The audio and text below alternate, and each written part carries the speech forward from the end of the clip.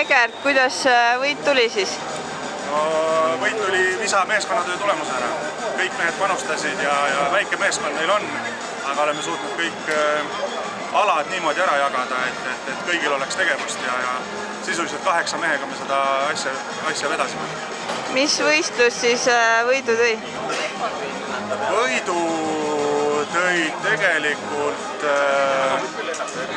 stabiilselt kõrgel kohal olevad sellised kolmandad ja teised kohad. Et päris tippu ainult Kuuliga saime päris tippu esimese võistlusega, seal oli ka 8 laskurit oli meil pundis ja Kuul väga hästi õnnestus, seal saime esimese koha ja ülejäänud olid stabiilsed sellised teised, kolmandad ja mõni kehvem tulemus ka. Kuidas kokkutulek üldse oli üleüldiselt?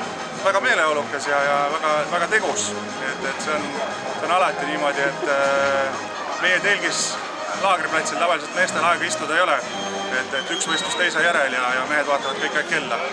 Ja mis mõnistel nüüd edasi siis plaanis? Edasised plaanid on, et hakkame valmistuma järgmise aasta kokkutulekuks, et loodame, et 4. käru tuleb ka ära.